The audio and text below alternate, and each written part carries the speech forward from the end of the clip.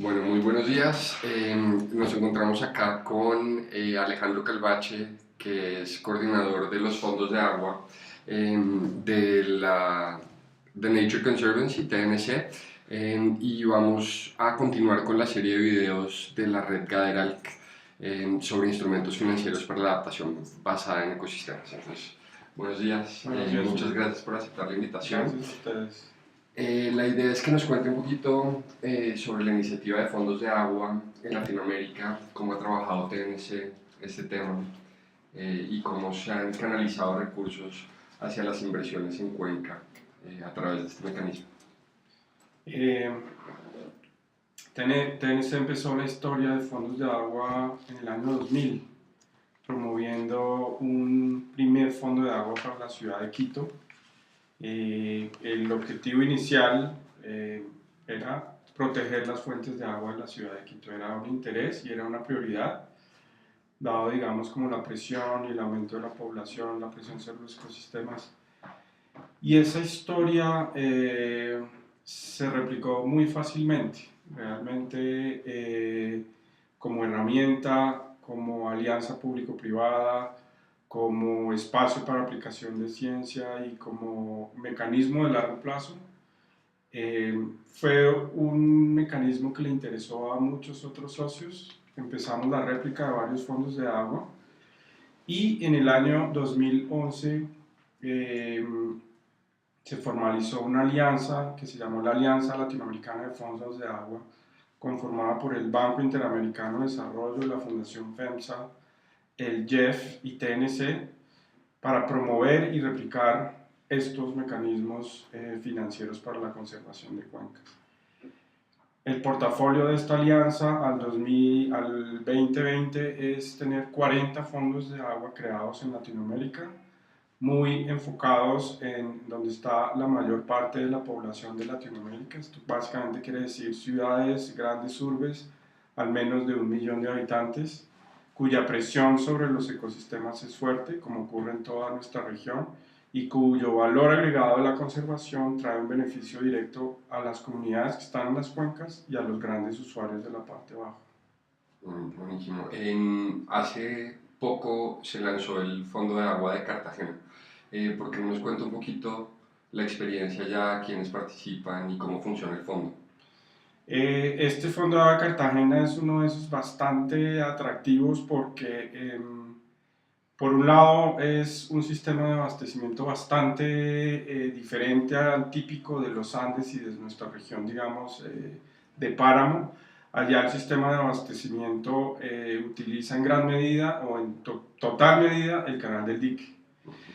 Y lo que sucede es que el sistema cenagoso que proporciona el agua a la ciudad tiene unas fuertes presiones de extracción de recursos, caza, pesca, deforestación y unas condiciones de las comunidades que viven allí bastante desfavorables. Es decir, son comunidades que no tienen servicios básicos, pero al mismo tiempo proveen los servicios ecosistémicos o ayudan a están localizados en la zona donde se provee el servicio ecosistémico para la ciudad de Cartagena. Y eso es un reto bastante grande en términos ambientales, pero sobre todo sociales. Empezamos a diseñar el Fondo de Agua de Cartagena hace unos 3 años con unos recursos iniciales de la CAF. Hicimos los estudios técnicos para entender un poco cuáles son las zonas prioritarias de conservación en ese sistema cenagoso y cuál podría ser un mecanismo de compensación o incentivo a la conservación para las comunidades que están asentadas en ese sistema de abastecimiento. Básicamente estamos hablando de 4 corregimientos y lo que salió de ahí fue una propuesta clara para vender el fondo de agua a las autoridades de Cartagena y al sector privado que tiene una gran injerencia en la ciudad. El Fondo de Agua de Cartagena se lanzó hace un par de semanas, tiene el apoyo de la Alcaldía de Cartagena, de la empresa de agua de Cartagena Cuacar, de Cardique, de la Fundación Mario Santo Domingo y de la Fundación Argos. Con ellos amarramos, digamos, un primer compromiso de recursos para operar el fondo por los próximos 2 años y las acciones concretas que el fondo va a financiar es actualizar un par de estudios socioeconómicos de la zona y empezar la estrategia, digamos, de compensación a través de parcelas de conservación a las comunidades de estos 4 corregimientos que son Rocha, Boca Cerrada, Puerto Babel y Correa. Boca Cerrada, maravilloso. Son comunidades que realmente no tienen acceso al agua en este momento. No tienen acceso al agua, tienen buena parte del estudio inicial que se hizo fue un diagnóstico socioeconómico para entender todas las barreras que tienen, el entender por qué hay una presión directa sobre los ecosistemas, porque hay caza descontrolada de ponche, de babilla, etcétera, porque hay una pesca que cada vez está más deteriorada, porque hay extracción de mangle, de corcho, de bosques que son absolutamente fundamentales en la zona. Y justamente proponer, de hecho ya hay una experiencia piloto muy interesante en el corregimiento de Correa, que hicimos con la Fundación Promotora del Canal del Dique, que también hace parte del Fondo de Agua, y es trabajar con un grupo de 60 madres cabeza de familia para promover una parcela de conservación en este corregimiento. Productos que les interesa a estas comunidades, que los van a mantener, digamos, muy ocupados y de alguna manera disminuir la presión que hay sobre los recursos y sobre los ecosistemas que los rodean. Y obviamente eso acompañado de la creación de una cooperativa, generar canales de mercadeo de estos productos, de alguna manera dar una opción adicional a estas comunidades para que disminuya la presión sobre los ecosistemas. Ahora, ¿cómo se definen las medidas a implementar? ¿Cómo se relacionan estas medidas con los planes de ordenamiento y manejo de la cuenca? ¿Y cómo se financian? ¿Cómo se definen los incentivos, los aportes por parte de los usuarios? Lo primero que hicimos para proponer, digamos, todas estas alternativas fue hacer un plan de manejo para la zona utilizando como punto de partida el plan del Canal del Dique, que es un documento bastante reciente que tiene una escala un poquito gruesa, pero de alguna manera da algunos elementos, digamos, de zonas de uso, zonas de no uso. ¿Del fondo de adaptación? ¿O... Sí, sí. Okay. Y de ahí lo que hicimos fue proponer con estos estudios de la CAF un plan de manejo para esta zona, digamos, específica de los corregimientos y en alguna medida incluimos también la propuesta en ese momento de ampliación del santuario de flora y fauna del Corchal. Entonces es toda esta zona como un todo y en la cual, digamos, diseñamos una zonificación específica pensando en las posibilidades de las comunidades, en las zonas pues, de restricción, y el resto fue un trabajo totalmente comunitario. ¿Qué les interesa? ¿Qué quisieran? El modo de vida donde se ven estas comunidades en el largo plazo. ¿Cuál es su experiencia? Hay, por ejemplo, un tema súper importante y es la falta de proteína en estas zonas. Entonces, ¿cuáles son las alternativas que ellos ven, digamos, para reemplazar en buena medida el pescado, que de alguna manera es su sustento número uno?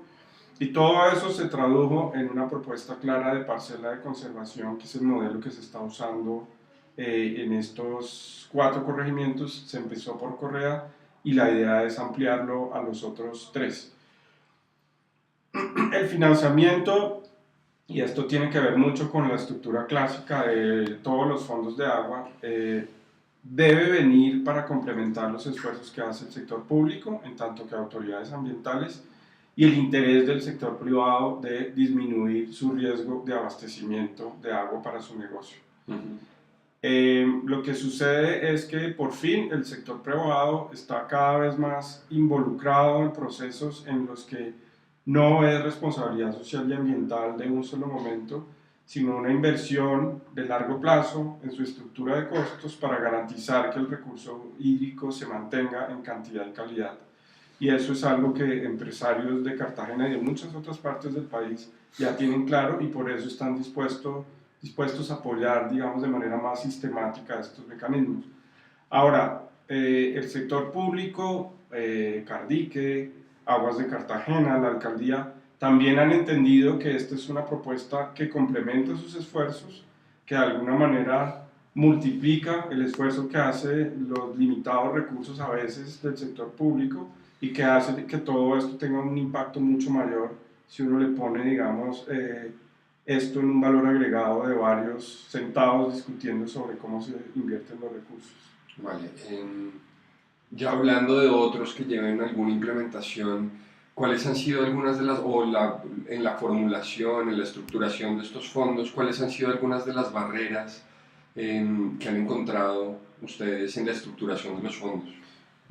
Le voy a hablar primero de las 3 cosas que creemos que un fondo de agua debe tener, Okay. y después hablamos de qué barreras se han tenido para llegar ahí. La primera es que todos los fondos de agua están apoyados en un análisis científico para determinar prioridades de conservación, metas financieras, metas, digamos, biofísicas en términos de hectáreas a intervenir y el mayor retorno a la inversión posible. Es decir, hacemos un ejercicio científico para definir prioridades en una cuenca y saber de una manera estimada dónde se obtiene el mayor beneficio de un peso invertido. Eso es básicamente ciencia y modelos hidrológicos. Todos nuestros fondos de agua tienen un análisis similar donde dice dónde vamos a trabajar, cuánto nos cuesta y cuál es el resultado de esa inversión.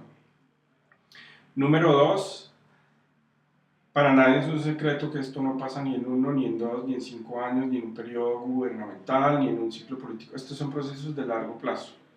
Idealmente el fondo de agua debe crearse y formalizarse bajo un acuerdo de largo plazo. Estamos hablando de 20 años, 25 años. El fondo de agua de Quito se creó con un horizonte de tiempo de 60 años, lo cual, digamos, le da, vamos a decir, la tranquilidad de poder ejecutar año a año y monitorear los resultados y estar seguros de que en 10 años o en 5 años o cuando el alcalde termine, el fondo va a permanecer. Y eso es muy importante. Y número 3, que también ha sido una lección muchas veces obvia para todos, pero no realizable en el corto plazo, es cómo el sector público y el privado finalmente se sientan juntos y comprometen recursos y de alguna manera generan un esquema de gobernanza sobre la cuenca y sobre los problemas de la cuenca y sobre quiénes deberían participar, de qué manera, y eso es fundamental. Que el público y el privado de manera balanceada estén discutiendo sobre cuencas es para nosotros una de esas lecciones aprendidas importantes. ¿Qué barreras ha habido? Hemos tenido largos periodos de negociaciones con algunos de los socios estratégicos de algunos fondos de agua y en particular con entidades públicas, a veces por la transición de un gobierno a otro. Esto no en la operación, sino en el diseño, cuando estamos negociando, cuando estamos haciendo los estudios técnicos. Y eso a veces nos genera como un vacío, nos toca retomar la historia con nuevos interlocutores, nuevos funcionarios, y eso a veces nos alarga un poquito el proceso de diseño y de arranque de un fondo de agua. Tal vez la barrera más grande es llevar cada uno de estos fondos de agua al punto de consolidación en donde tiene un capital suficiente para cubrir de manera autosostenible sus costos de operación.